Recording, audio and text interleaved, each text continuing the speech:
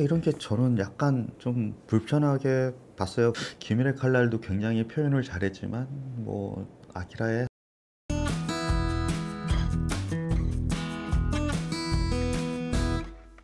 안녕하세요. 안녕하세요. 만나서 반갑습니다.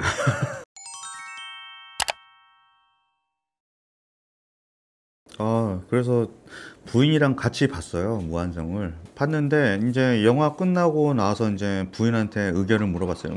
뭐 제 부인도 그렇고 저도 그렇고 이제 뭐 판타지물 이런 거 별로 안 좋아하고 애니메이션이고 뭐 이래서 그냥 하도 이슈가 되다 보니까 부인은 어떻게 생각하나 해가지고 그냥 같이 보러 간 거고, 이제 영화를 보고 나서 부인한테 물어봤더니 넌 괜찮았어, 영화 재밌었어 라고 얘기하길래 그렇구나.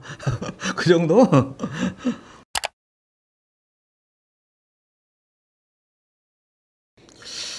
일단은 뭐 저는 그림을 그리는 사람이고 포토샵이 나오기 전부터 그림으로 돈을 벌었던 사람이라서 제 머릿속에서는 아키라 이후의 애니메이션은 저기 아키라를 능가하는 애니메이션은 없는 것 같다라는 게 제 생각이에요. 제 느낌이고. 그러니까 이거는 취향의 차이고 제가 느끼는 거기 때문에 젊은 여러분들은 어떻게 생각하실지 모르겠지만, 그러니까 어떻게 보면 88년도의 셀 애니메이션 작업, 그러니까 이제 오픈이 88년이니까 저기 그 몇 년 전부터 그 셀 작업을 했겠죠. 저기 아키라 같은 경우는. 그러니까 그때 이제 아키라를 지금 넷플릭스에서 공개돼 있으니까 그 영화를 한번 보시면은 엄청나게 디테일하거든요.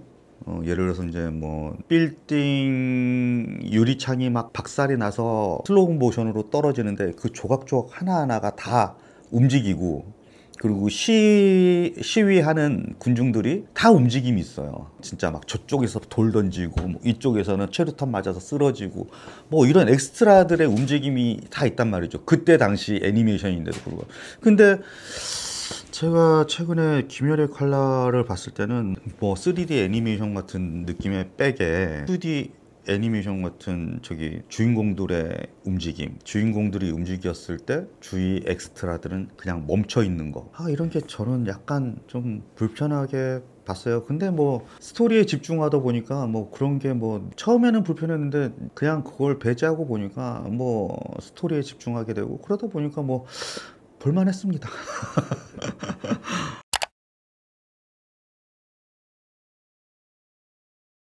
그럴 수 있죠. 왜냐면, 물론 프로그램 돌리는 것도 엄청난 노가다라는 거 알죠. 왜냐면 뭐 한두 사람이 붙어 있는 게 아니니까. 근데 이제 그때 당시 셀 애니메이션 1초에 24프레임 이상의 그림을 그려야 되는 건데, 와, 이거를 SF적인 느낌의 그런 애니메이션을 만드는 건데, 그거는 엄청난 엄청난 노가다였던 거죠.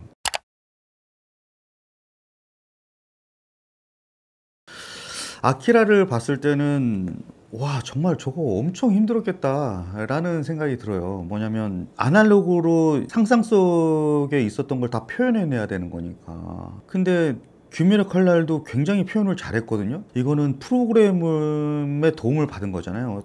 어떻게 보면 3D 애니메이션 하는 친구들이 엄청 그것도 고생했을 텐데, 그 도화지에 사람 손으로 일일이 스케치를 해서 채색을 하고 이랬던 셀 애니메이션의 그런 낭만? 아날로그적인 낭만? 이런 게 좀 아키라는 굉장히 컸었고, 그리고 귀멸의 칼날 같은 경우는 컴퓨터가 수십 대가 놓여있는 방에서 계속 프로그램을 다루는 그런 사람들이 상상이 된단 말이죠. 왜냐면 그런 데서 작업을 하는 걸 알기 때문에. 노동의 강도는 뭐 둘 다 비슷하겠지만, 저는 옛날 사람이라 그래서 그런지 아키라 보면서 그 중노동의 그런 감정이 저한테 막 느껴지니까, 저는 어떻게 보면 기밀의 칼날도 굉장히 표현을 잘했지만 뭐 아키라에 한 표를 더 던지고 싶고요. 그때 당시 기술이니까. 왜냐면 88년도고 아키라가 88년도에 개봉을 일본에서 개봉했을 때니까 분명히 4, 5년 전에 그 작업을 했을 거란 말이죠. 애니메이터들이. 그러니까 시대를 앞서간 명작이지 않았나. 그리고 일본의 그 거품 경제가 큰몫했었던 것 같고 지금도 그 수준을 못 넘는 것 같아요. 애니메이션 자체는. 그리고 김연의 칼날 같은 경우는 지금 인건비도 굉장히 올랐고 기술도 많이 발전됐으니까 어떻게 보면 디지털과 아날로그의 그런 차이점이라고 할 수 있겠습니다. 보면은.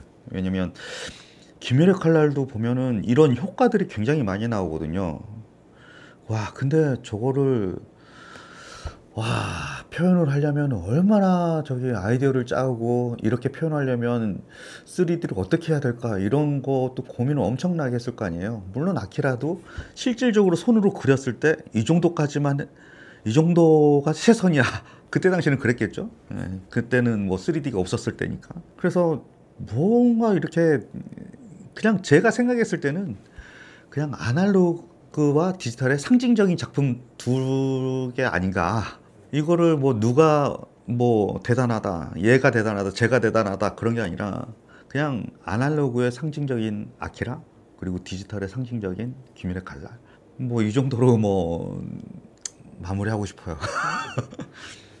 물론 뭐 저기 3D 애니메이션으로 치면은 뭐 토이스토리라든지 뭐 이런 것도 있죠. 근데 이제 귀멸의 칼날 같은 경우는 3D와 2D 애니메이션을 적절하게 섞은 거 아닌가. 제가 뭐 정답도 아니고 전에도 말씀드렸다시피 저는 뭐 누구한테 그림을 배우거나 뭐 근본이 없는 사람이라 제가 느끼는 대로 그냥 얘기해 본 겁니다.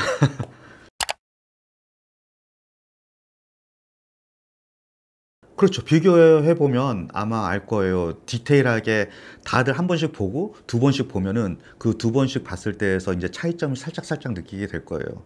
그리고 제가 왜 아날로그 애니메이션에 한 표를 던지냐면은 제 친구들이 애니메이션 하던 친구들이 몇 있어요. 사무실에 다 앉아가지고 하루 종일 그림만 그리는. 그래서 엉덩이에 땀띠 나고 뭐 그런 친구들이 굉장히 많거든요.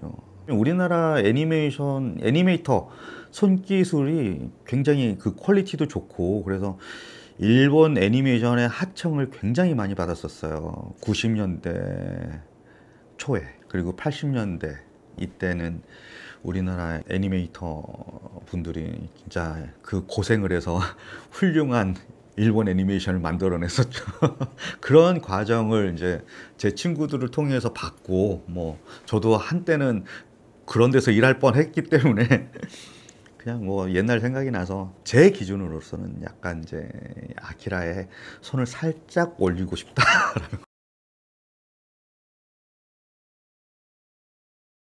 뭐 대표적으로 그때 당시 일본 만화는 되게 폭력적이다. 뭐 이런 얘기가 많았었어요.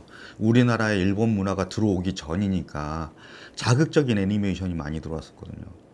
그래서 해적판으로 많이 보고 그랬었는데 그 선입견을 깨줬었던 만화가 저기 애니메이션이 미야자키 하야오의 저기 이웃집 토토로 뭐 그런 애니메이션이었어요. 너무 동화 같고 아름다운 거죠. 그리고 뭐 바다가 들린다, 귀를 기울이면 그때 당시 나왔던 애니메이션인데 근데 되게 뭐 청소년물이고 일본 애니메이션에 대한 선입견은 되게 폭력적이라고 생각했었는데 이런 애니메이션을 우리가 모르고 있었구나 라는 거였었죠. 그래서 넓게 보는 시선을 가졌었던 것 같아요. 그때 당시에는 뭐 미야자키 하야오의 애니메이션이라든지 아니면 공각기동대 뭐 초속 5cm 뭐 이런 것도 굉장히 아이디어 좋았고 뭐 신카이 마코토의 뭐 언어의 정원 뭐 이런 정도는 충분히 감상하고 추천해 줄 수 있는 애니메이션이라고 생각합니다.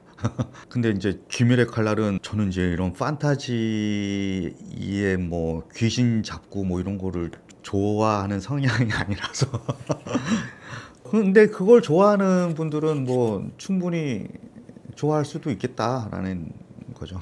약간 그림 좋아하시는 분들이라면은 두 개를 좀 비교하면서 봐도 재미를 좀 느낄 수 있겠네요. 귀멸의 칼날이 워낙 인기가 있다 보니까 저기 젊은 친구들한테도 뭐 그래서 그런 친구들이 어떤 그림을 좋아하나 뭐 열린 마음으로 한번 보는 것도 괜찮은 것 같다고 생각합니다.